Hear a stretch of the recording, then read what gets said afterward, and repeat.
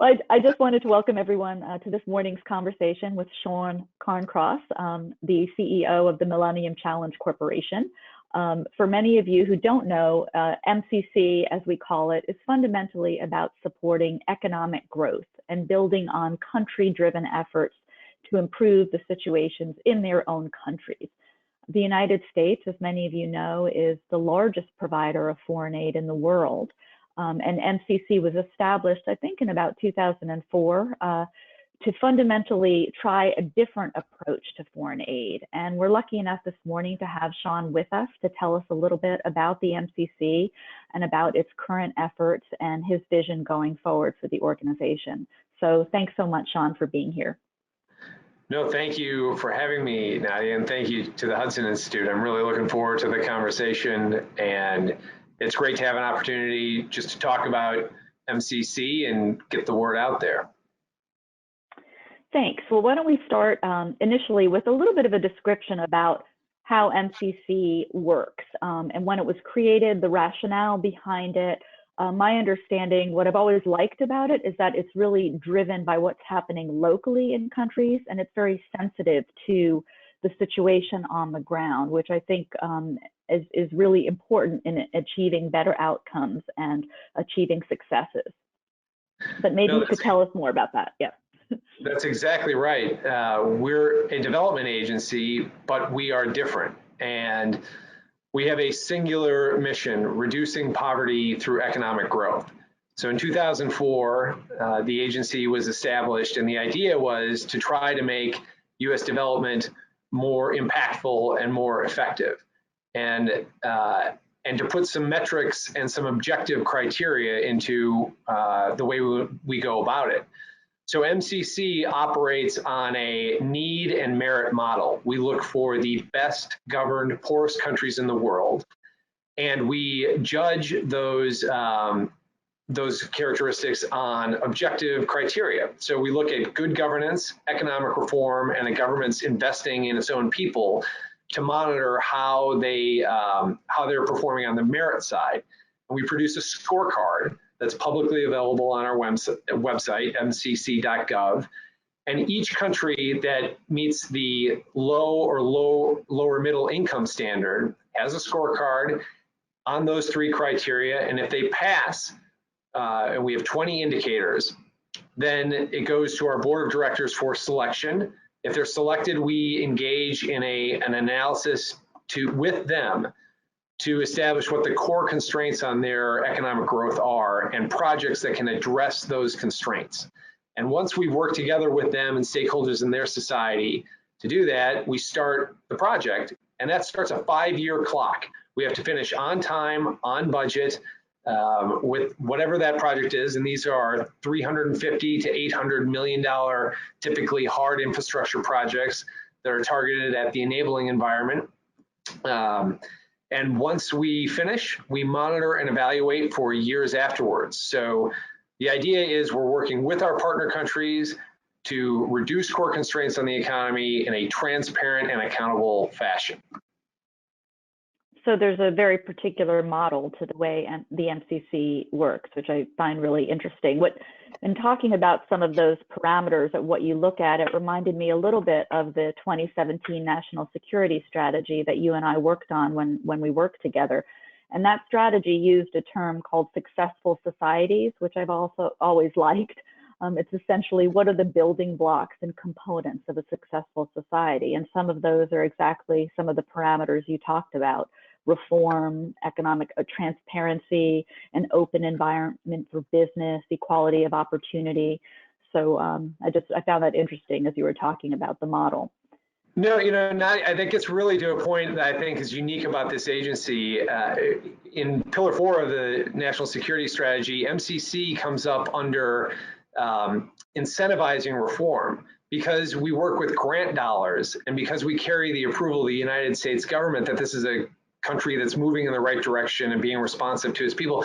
Countries really want to work with us, and we're able to access the sort of institutional and policy reforms that are, I think, otherwise typically difficult to really get at as a government agency. And so I think we've seen quite a bit of success in doing that at MCC. Well, another theme in that strategy was competition, and looking at the competitive world in which we live and seeing economic instruments as a part of that competition. And one way MCC is really one of those key instruments, right, in providing countries with an opportunity to work and partner with the United States. So can you tell us a little bit about how MCC fits into this broader term strategic environment that we're finding ourselves in? There's been obviously a lot of discussion about Belt Road Initiative and China's efforts, and how does MCC, what's the role of MCC in that broader competition? And perhaps with some examples as well about some successful projects, things that you're especially proud of. Yeah, I think that MCC really is a great example of the alternative model that the United States offers to the world in terms of development. So the Chinese Belt and Road model is really one that's driven on debt dependency, and it engages only state-owned enterprises. It doesn't add to the local economy.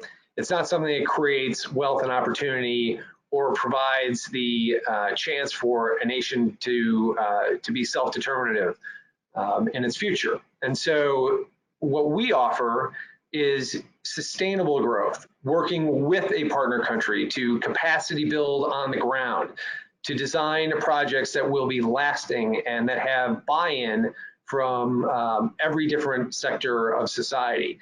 I think a great example of that is the work that we've done on women's economic empowerment. In tandem with the Trump administration's WGDP initiative. And so Morocco, I think, is a great example of that, where we have worked to foster a climate that includes women in land access and inheritance rights. So in Morocco, there's collectivized lands that are being privatized. Well, before MCC was engaged, women had no inheritance rights on that land. Now they do. There was a constitutional change, and implementing text was written and signed, where that is now happening in Morocco.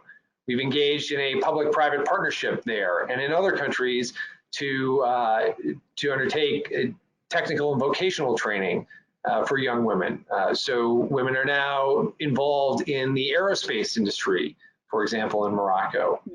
And that's the sort of thing I think that has lasting developmental effects, positive developmental effects on a country, on a society, and on a sustainable economy for the future that is going to attract things like private investors and capital and opportunity and jobs, and ensure that a government is incentivized to be as responsive to its public as possible. That's interesting, and that leads me to ask a little bit about your relationship with the private sector. So, do you help? Are there public-private partnerships with MCC, and how it works with the private sector in recipient countries or the United States, or is it more that you establish a foundation for rule of law and the right environment for businesses to come in?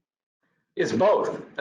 We absolutely engage in public-private partnerships. And in fact, one of the things that we're doing here at MCC is we internally, when a project is being designed, have an investment criteria process, and we are formally adopting the private sector growth into that investment criteria. So we're looking for ways to expand public-private partnerships and working with our private sector partners in all of our projects as a matter of our institutional policy.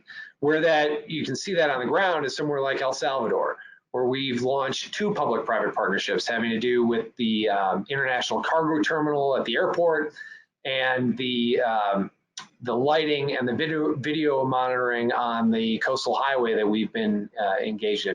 But that's just one example. But the sort of thing that we are doing on the macro side, on the enabling environment and the institutional reform, is really to de-risk these environments and try to attract private capital.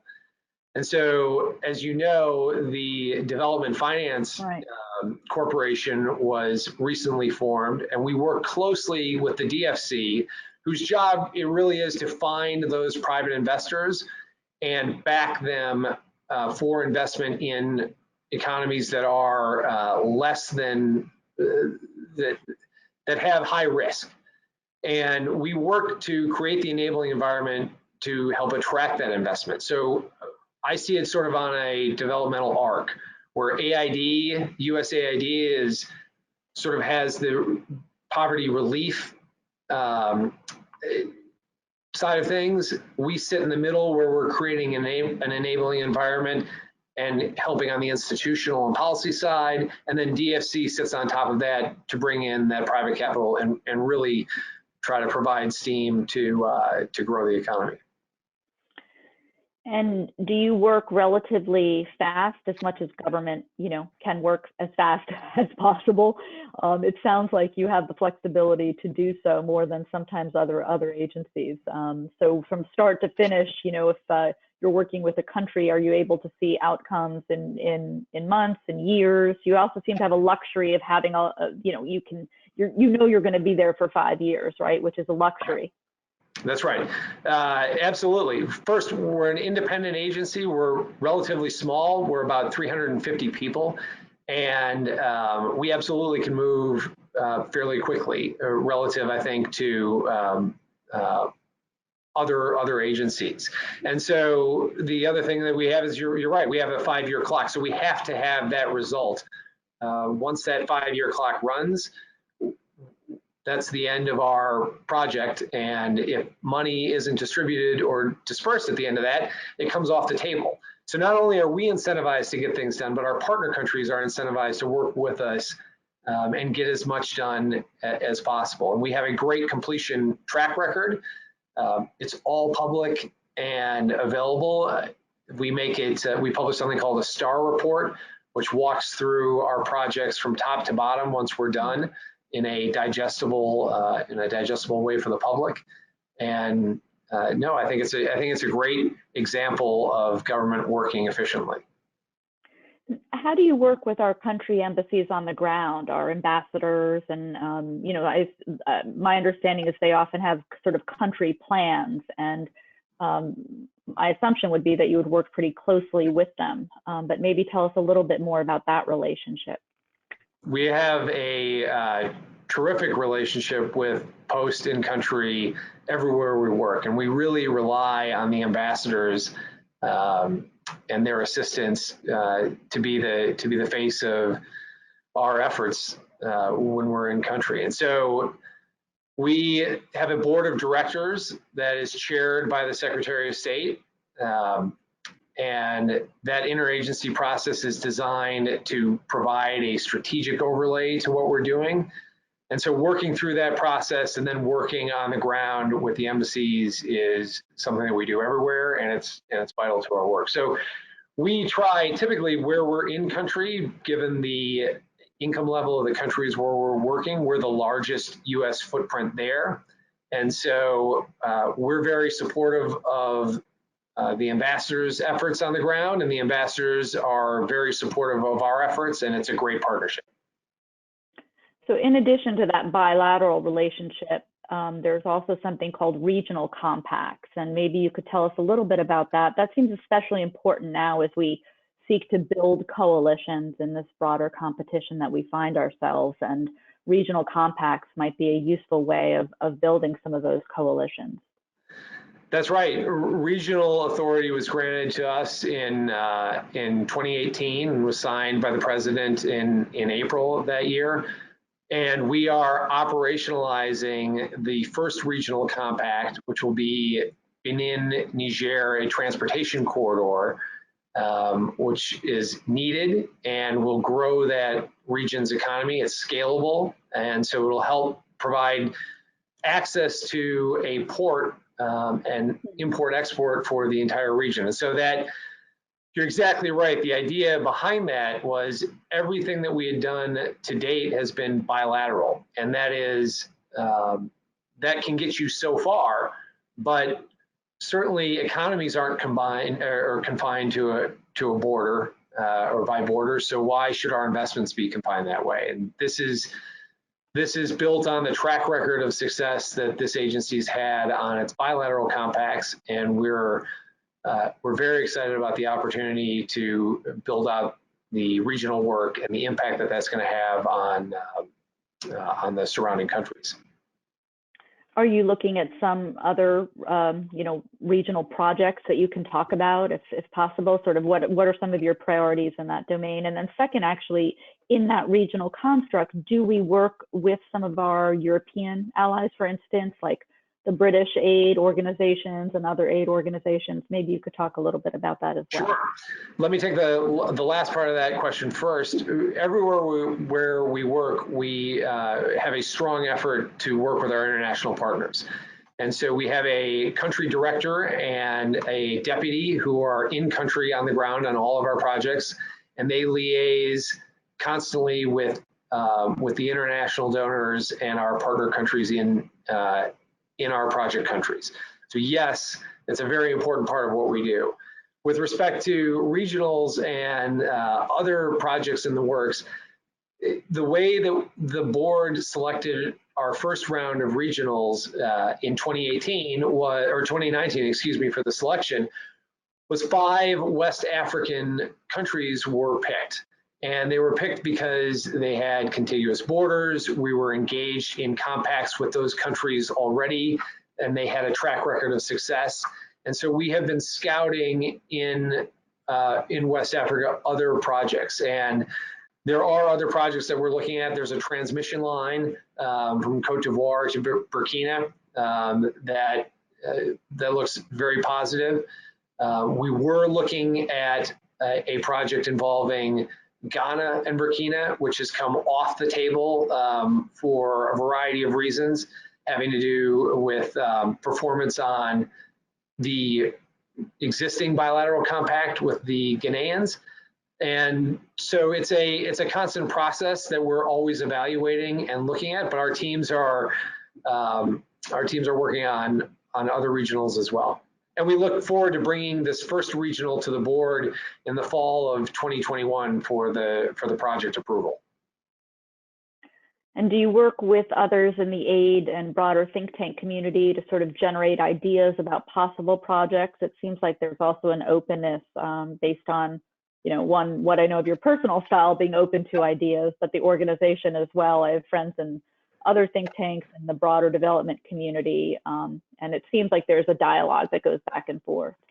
There, absolutely. Our third-party stakeholders, those are some of the most important relationships that we have, whether it's think tanks, organizations like the USGLC, the Center for Global Development.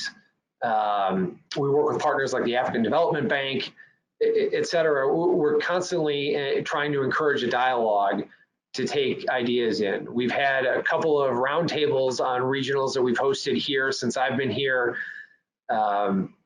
You're right, Nadia. I don't know any better way to do it than to ask people for advice and try to listen. Ideas. So what about technology, both in terms of thinking about projects related to the infrastructure of technology, the infrastructure required for technology in some of your recipient countries, but also internally, how you're using technology perhaps in different ways? Can you talk a little bit about that, since it's such a big part of this broader competition that we're talking about? Sure. Well, part of what drives our decision making here, in fact, not part of, what largely drives it, is data.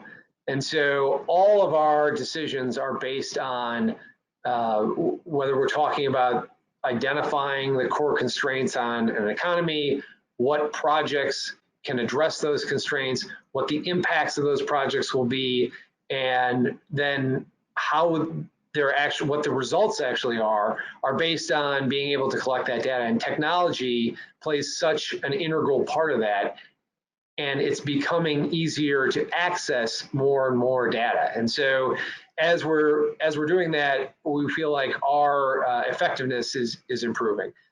With respect to specifics, one of the interesting things that we've been discussing here is digital transactions to remove cash from or to help reduce the dependence on an economy for cash flow.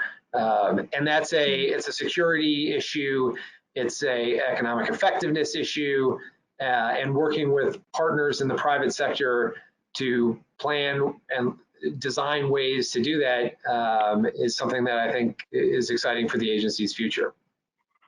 And that also helps with transparency, right, and rule of law. Absolutely. Makes it, which in turn actually also helps, I think, in sort of the broader competition we're facing, because I think one of the problems with the way the Chinese structure its loans is the opacity of it, right? It's very hard to see what's happening. And so the more transparency we can achieve, the more we can push back on some of those practices. Yeah, and that's really a point that I need to make. One of the hard hurdles on our being able to work with a country is the control of corruption indicator that we have. Right. And fighting, that's such an amorphous term. And so looking for ways to concretely target corruption and grow a public's faith in its government is vital to the sustainability and to ultimately our effectiveness.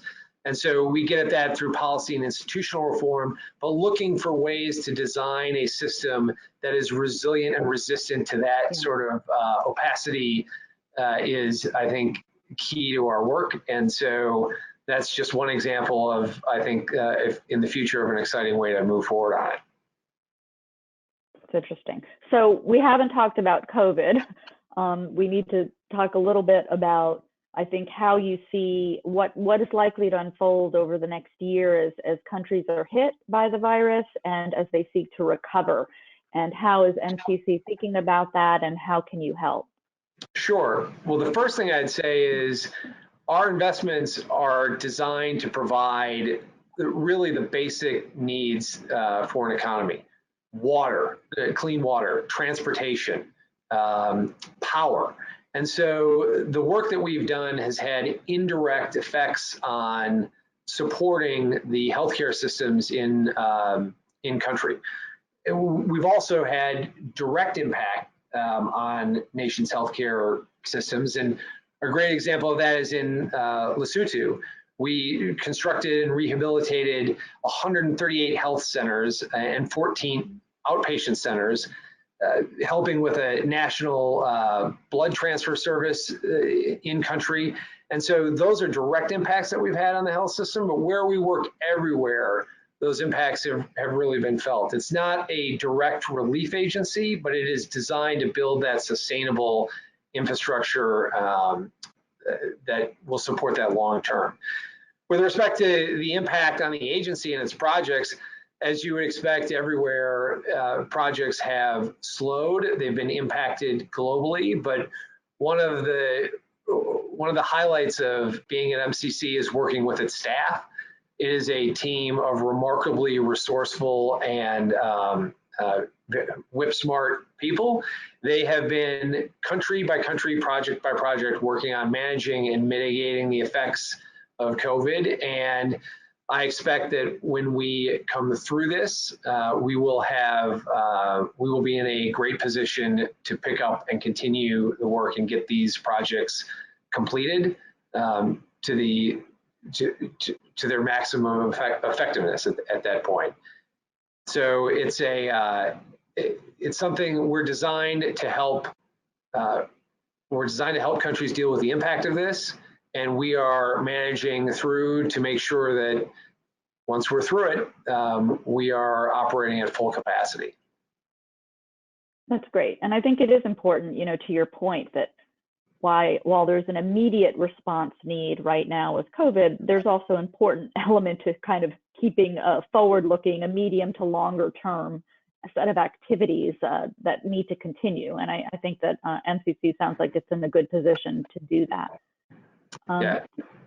And as we sort of wrap, you've been there for about a year. This summer it'll be a year. And are there any other issues that you'd like to tell us about? Any highlights over the past year? What you hope to accomplish over the next year? Sure. Well, I came in with 4 priorities. One was empowering staff. 2 was encouraging and continuing smart risk and innovation at the agency. 3 was better working with and including the private sector. And 4 was maintaining and growing the accountability, both to the American taxpayer and making sure that our partner countries are accountable. And I think we've had successes on all 4 of those points. And just a couple of examples, our Women's Economic Empowerment Program, just like the private sector model that we were talking about earlier, are being folded into the institutional investment criteria. So that will be a lasting improvement for the agency. It's something that I think folks here are very excited about, and I think are going to have a great impact on our projects. On the accountability side, we have tried to maintain clear communications with all of our stakeholders. We've been extremely clear with our partner country governments in what we expect in terms of our partnership. And I think that clarity has led to tremendous relationships across our portfolio. And one of the things that I'm really looking forward to is getting that first regional compact launched and operationalized. And I think that looking back 10 years from now at the improvements that MCC's investments have made in that region, it's going to be an uplifting thing to see, and it's really an example, I think, of the United States' immense power to inspire. Well, thank you so much, Sean. I learned a lot from the conversation, and hopefully the audience did as well. And I look forward to staying in touch, and feel free to come back to us if you ever want to feature some of the other successes of the MCC going forward. That's great. This is great. Thank you, Nadia. Okay. I really appreciate it. Sure. Stay well. Take care. You too. Thank you. Bye-bye.